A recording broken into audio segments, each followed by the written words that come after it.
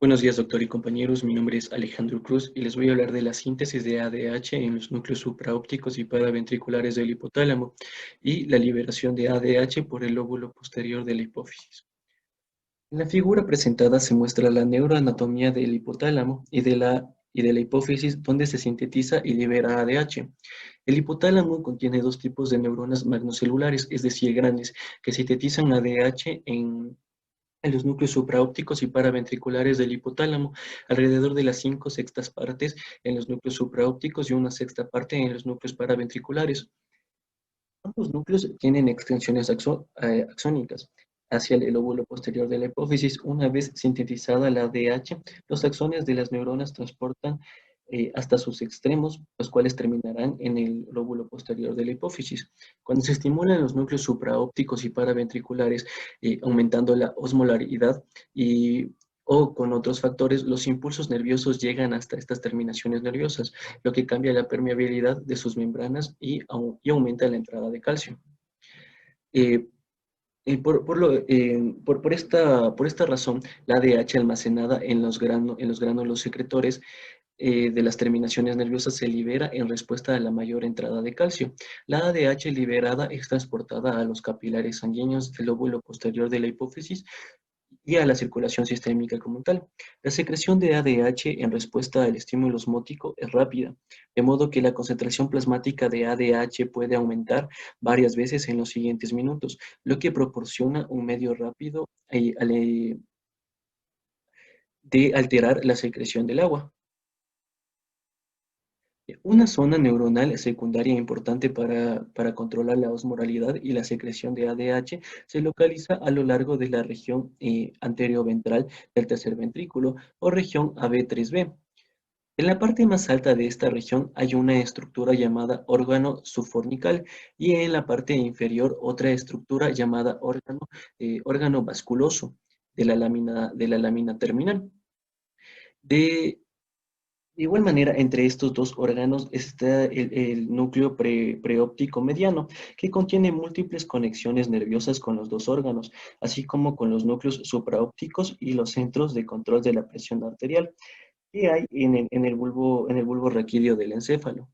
Las lesiones de la región AB3B producen múltiples deficiencias en la secreción de ADH, la sed, el apetito por el sodio y la presión arterial. El estímulo eléctrico de esta región o su estimulación por medio de la angiotensina 2 puede aumentar la secreción de ADH, la sed o el apetito por el sodio. La vecindad de la región AB3B en los núcleos supraópticos en las células neuronales en las que excitan pequeños incrementos de la osmolaridad en el líquido extracelular, de ahí el término osmorreceptores, que, que se ha usado para describir estas células que envían señales nerviosas a los núcleos supraópticos para controlar la activación y la secreción de ADH.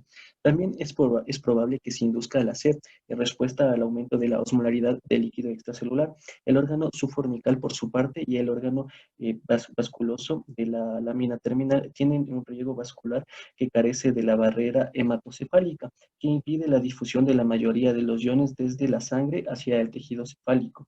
Esta característica hace posible que los iones de otros solutos pasen entre la sangre y el líquido intersticial, intersticial local. En esta región y como resultado de los osmorreceptores responden rápidamente a los cambios de la osmolaridad del líquido extracelular, lo que ejerce un control poderoso sobre la secreción de la ADH y la sed como tal. Estímulo de la liberación de ADH por una reducción de la presión arterial, una reducción del volumen sanguíneo o ambas.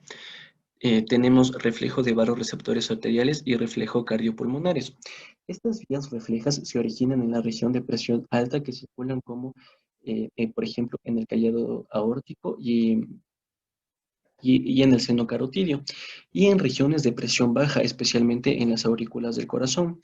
El vago y los nervios glosofaringeos con sinapsis en los núcleos del tracto solitario transportan los estímulos aferentes y las proyecciones desde estos núcleos se transmiten señales a los núcleos hipotalámicos, que, o sea, se encargarán de controlar la síntesis y secreción de ADH.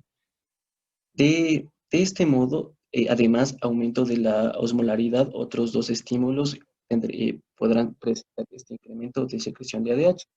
Tenemos la reducción de la presión arterial y la reducción del volumen sanguíneo.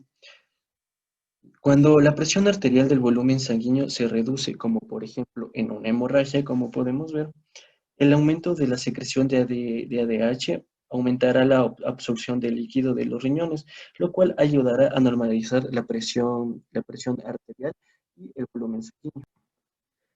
Importancia cuantitativa de la osmolaridad y de los reflejos cardiovasculares en el estímulo de la secreción de ADH. En la imagen se muestra una reducción en el volumen sanguíneo efectivo y un aumento en la osmolaridad del líquido extracelular estimula la secreción de ADH, pero el ADH es considerablemente más sensible a pequeños cambios porcentuales en la osmolaridad que, que en cambios similares del volumen sanguíneo. Por ejemplo, un cambio en la osmolaridad plasmática solo del 1% es suficiente para aumentar las concentraciones de ADH. Por el contrario, tras una pérdida de sangre, las concentraciones plasmáticas de ADH no cambian apreciablemente hasta que el volumen sanguíneo se reduce alrededor del 10%. Con reducciones adicionales, las concentraciones de ADH aumentan rápidamente. Luego, ante la reducción intensa del volumen sanguíneo, los reflejos cardiovasculares desempeñan una función importante en el estímulo de ADH. La revelación habitual día a día de la secreción de ADH durante la deshidratación simple se efectúa sobre todo a través de los cambios en la osmolaridad plasmática. Sin embargo, la reducción del volumen sanguíneo aumenta de sobremanera la respuesta del ADH en aumento de la osmolaridad. Otros estímulos para la secreción de ADH. La secreción de ADH también aumenta o se reduce con otros estímulos del sistema nervioso central, así como en diversos fármacos y hormonas como se muestra en la tabla. Podemos diferenciar que las náuseas van a liberar ADH, ya que después del vómito esta se verá 100 veces más. La morfina y nicotina estimulan la liberación de ADH de igual manera y tendremos también fármacos que la inhibirán como el alcohol. Y aquí podemos tener la diuresis acentuada, que se debe a la inhibición de la liberación de la ADH. Esta es la bibliografía que ha sido sacado de Guyton y Hall. Muchísimas gracias por su atención.